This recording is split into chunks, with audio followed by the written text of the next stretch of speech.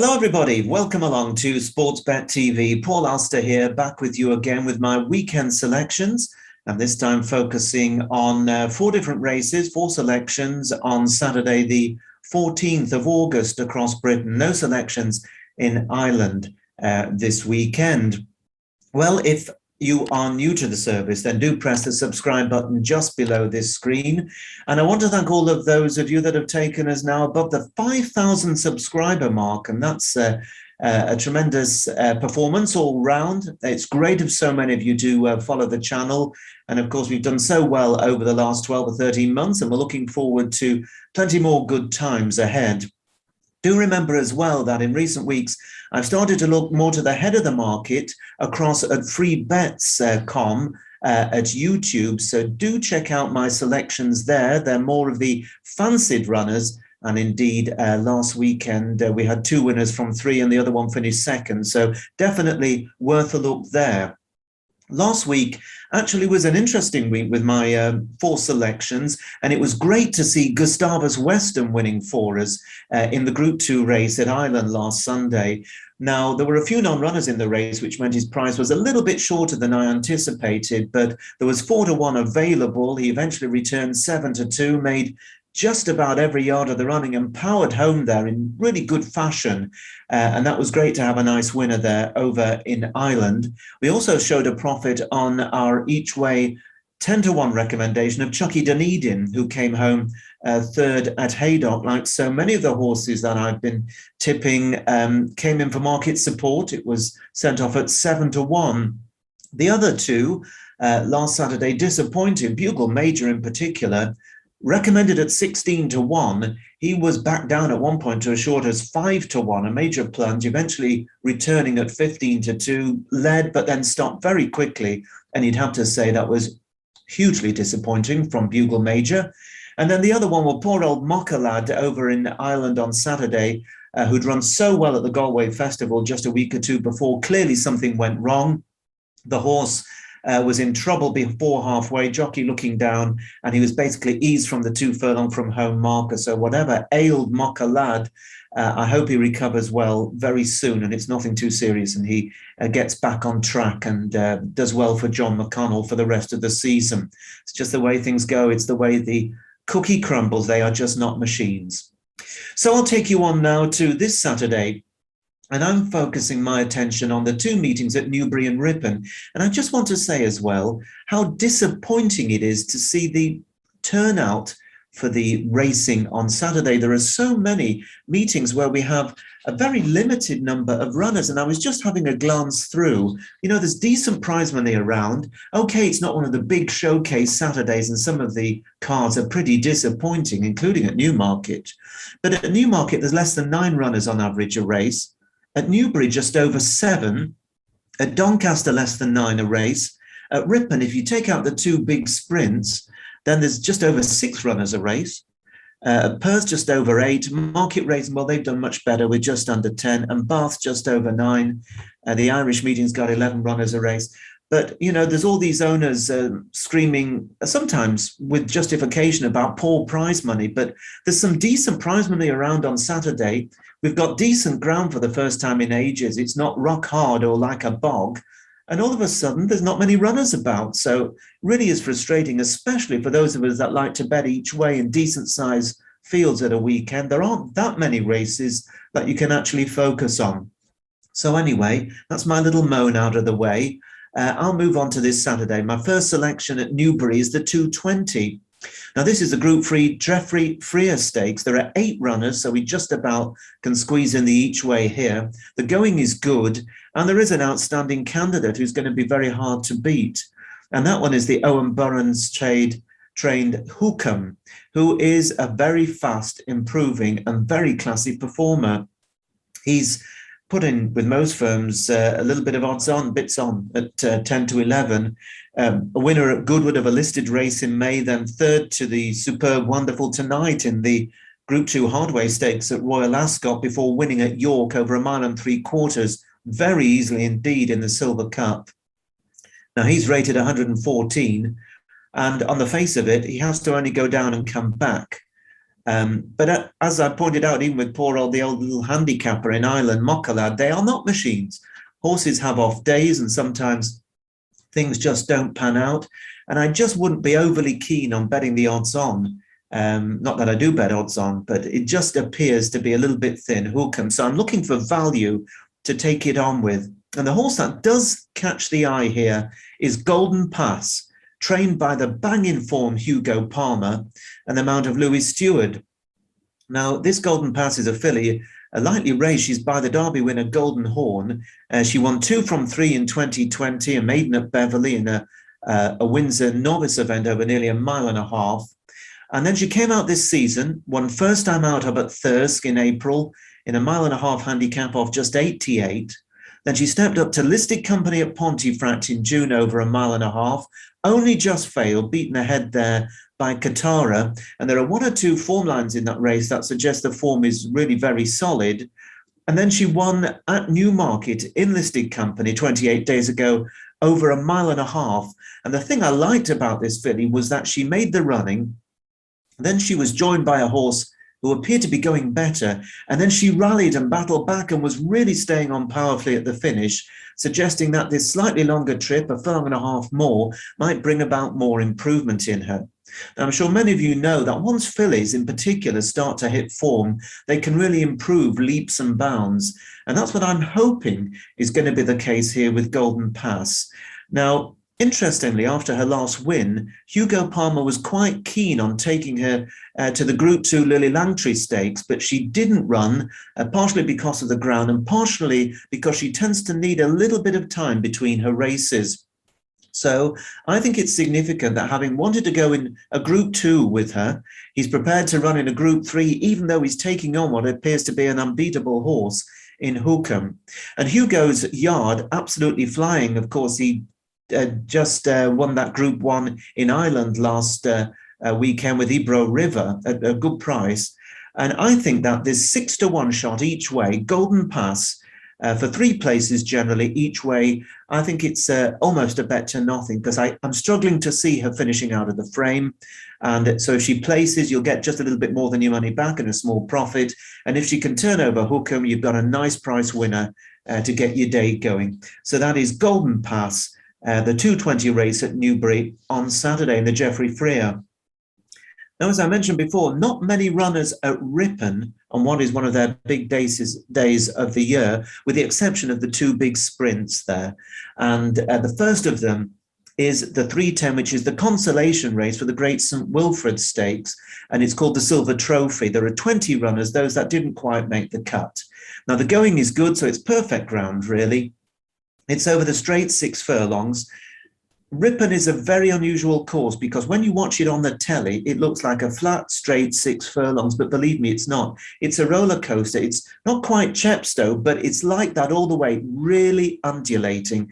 And it's amazing how many horses do not handle the track, but also those that do take a liking to it, they tend to win there again and again. So horses for courses really does apply very, very strongly to Ripon. I would say almost as much as a track like Chester or something like that. It's amazing how horses do take a liking to this lovely North Yorkshire track. Now, this is a cavalry charge. There are loads of previous course and distance winners. And last time I looked, Friday lunchtime, they're betting 7-1 the field, a horse called Gathenfar or something, trained by Tracy Waggett, she does really well with her small string. And this horse is so consistent and was a good third at York last time out. He's 7-1 favourite, but there are loads of them in with a shout here. I'm not going to go through too many of them. I'm just going to say that the horse I think is definitely worth a second glance is called Fortemore, trained by Ben Haslam in Yorkshire and the mount of Andrew Mullen. Now, he's drawn 4, which is a low draw, but over the years, there hasn't tended to be too much advantage in the draw at Ripon. It normally just about evens itself out. And this 5-year-old has had 3 runs in its career at Ripon. It's won 1 and gone close, placing on its other 2 starts. Now, that includes finishing third to a horse called Staxton over course and distance here in April. And Staxton is actually the favourite for the Great St. Wilfrid, the big race half an hour later. So there's a very, very strong form line there in which Fortemore is very closely tied in. He came back at Ripon early this month, slowly away, and then ran on well from over a furlong out, leading near the finish to beat Intrinsic Bond, and has only gone up £2 Fortemore.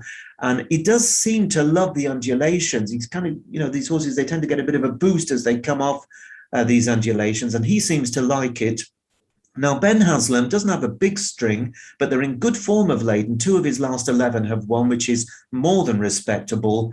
And I think that Fortemore at 9-1 each way at the time of this recording, it may go bigger, so keep an eye out when you're viewing this video and you take a look at the odds. Do check them all out. Remember to shop around. Remember to try and find firms that'll pay you the SP if the horse drifts, and then you can take the bigger price. But 9-1 each way, when I looked, was with the likes of Bet Victor, Sporting Index, and William Hill, amongst others. So that is Fortemore 9-1 each way, Ripon 310 on Saturday. And then I take you back to Newbury. There are 3:30 races, the big race of the weekend. It is the Group 2 Hungerford Stakes, and this is over 7 furlongs. There'll be 11 runners. Now, this is an excellent race. There's some very high quality horses here. Now, amongst them, the favourite at around the 5-2 mark, Al Sohail, trained by Charlie Appleby, who's having a dream of a season, as we all know. And this horse, third to Lord Glitters in a Group 1 at Haydock at the World Cup meeting in March, was then third to Tilsit last time out in the Group 2 Summer Mile, and he's rated 111. There's also Danya, trained by Owen Burrows for Shadwell Park at the colours of the late Hamdan Al Maktoum, 4th in the Lincoln right at the start of the term, 2nd in the Buckingham Palace Handicap at Royal Ascot, and then he went on and won the International Handicap last time, gone up, now rated 112, just a pound ahead actually of Al Sohail. You've got Mutakael, another one I think for Hamdan, trained by Richard Hannon, a horse who absolutely bolted in the Bunbury Cup, and then was 6 behind Danya at Ascot last time out. Ed Walker, he's got Dream Loper, who won a Group 3 at Ascot 3 weeks ago.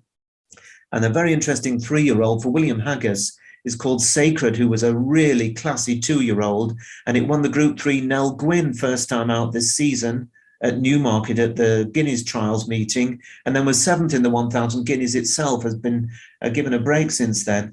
So loads of interesting horses. But when I went through this race, which I did with a fine tooth comb, I have to say, went backwards and forwards, drove myself mad here. But eventually, I'm going with the Queen's horse. Tactical is the name of the horse, trained by Andrew Balding for Her Majesty, the mount of Rob Hornby. This is a colt by Toronado. Now, Tactical was a really good 2-year-old. You probably remember last season it won at Royal Ascot, won the Windsor Castle, and then ran a cracker, winning the Group 2 July Stakes at the Newmarket July Festival. It was 4th in the Group 1 Middle Park Stakes behind Supremacy, and then didn't really handle the soft ground in the Dewhurst at the end of the season when possibly it was over the top.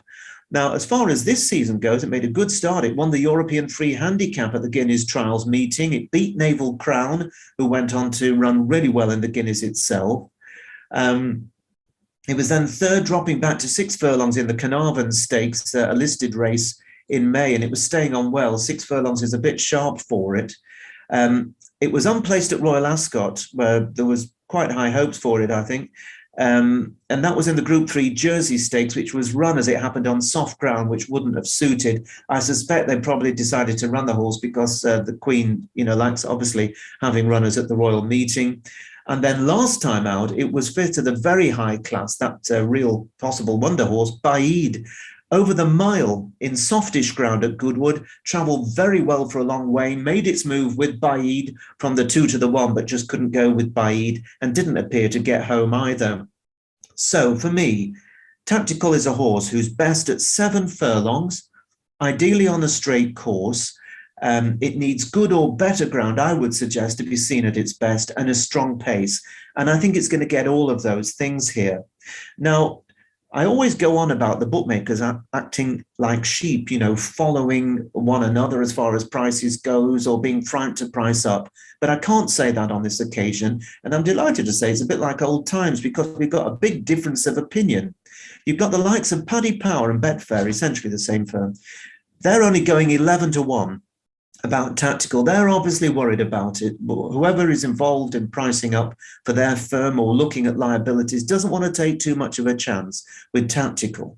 However, on the other end of the scale, you've got other firms going 14, plenty were going 16, but there's one firm standing out at 20 who obviously have a very different view of tactical's chance to the likes of Paddy Power and Betfair, and that is Bet365.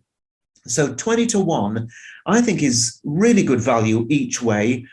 There's a bit of a difference of opinion, a big difference of opinion, but that is healthy because the whole sport is all about opinions. And that gives you the opportunity, if you're interested, to, follow that kind of a price, and maybe the kind of incentive for people to open accounts when they see bookmakers offering prices that they're prepared to stand up and lay. Let's hope they will stand up and lay this, and it's not just a headline grabber. So for me, tactical, 20-1 each way at Newbury in the 330 to provide the Queen with a really big winner in the Hungerford Stakes. And then I take you to my last selection. It is the second cavalry charge at Ripon on Saturday, the 345, the Great St Wilfrid Handicap, a race I love. Back in the day, I backed one for ages in this race, and it came through to win when I was commentating. I wish I had the tape of it. It was a horse called Hard to Figure, trained by Ron Hodges, burst through a wall of horses, and I nearly exploded in the commentary there. It was a very memorable moment. There have been others since. And I think there's a particularly lively candidate in this year's renewal. There are lots of lively candidates, but one amazing thing about this race is that for a very open top sprint handicap, remarkably, 5 times in the last 8 years, it's been won by the favourite. And twice in the last 4 years, it's been won by Tim Easterby, who does so well at this track. Now, Easterby's won it in the last 4 years with Matmu, who popped up at 25-1, and with Stakston, who was a massive gamble when winning this last year. And Stakston is back for more this year. He is one of 6 runners that Tim Easterby has in this race, and he's around a 13-2 favourite last time I looked, despite finishing only 10th in the Steward Sprint last time out at Goodwood. He's £4 higher than last year, but I don't think it takes a genius. You don't need to be Miss Marple or Hercule Poirot in order to figure out they've probably been planning their way back to this race since it won it last year. Now, Easterby also has Music Society, Lampang, Boardman, Golden Apollo and Managado in this race. So he's really setting as a poser.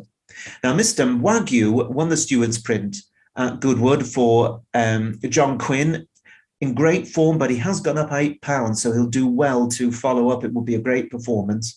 David O'Mara, another top Northern trainer, has Soul Seeker. He's on a hat-trick and is in cracking form, as too is Lincoln Park, trained by Tom Dascombe, another one on a hat-trick. And I have to mention one of my favourite old sprinters, Mr. Lupton, who you can never rule out, Richard Fahey's horse, even though he hasn't really been in the top form so far this season. So to my selection, and it is one trained by Tim Easterby and the mount of Sylvester de Sousa, and this is Lampang.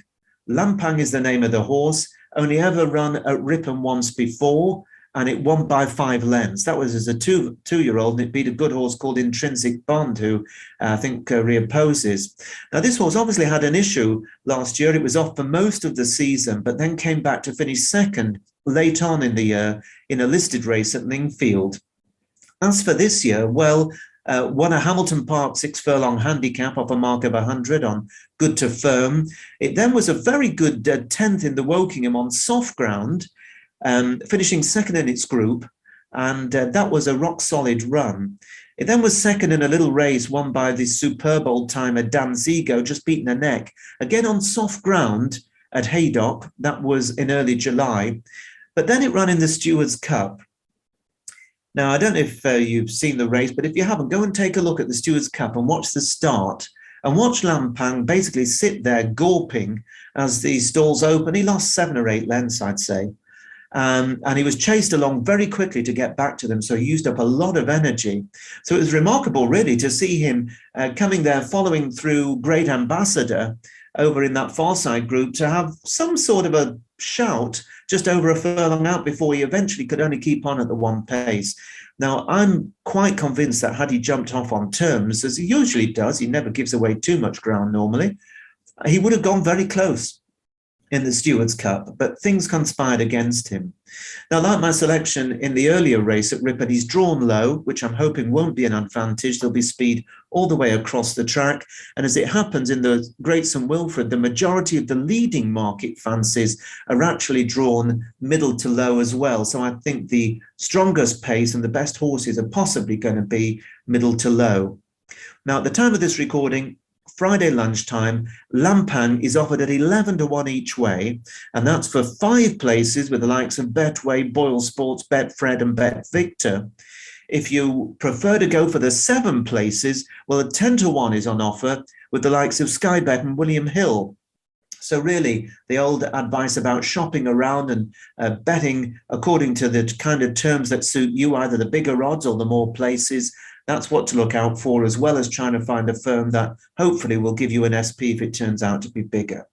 So that is my final selection, 11 to 1 each way, Lampang, some really big prices. Remember, if you're interested in looking at horses more to the head of the market, I've started to offer my thoughts on those shorter priced horses over at freebets.com, freebets.com at YouTube. Do check that out. We had a really good time of things there last week as well. And just a quick heads up for next week, where, of course, we've got 4 days of brilliant action on the Knaves Mire at York. It is the Ebor fixture, and I'm going to be coming through to you with 2 bulletins. I'll be with you on Tuesday with my selections for the first 2 days of the Ebor fixture on Wednesday and Thursday. And then I'll be back Thursday afternoon, Thursday evening with my selections for Friday and Saturday. So don't forget to join me twice next week. Once again, a very big thank you to you for taking us above the 5,000 subscriber mark.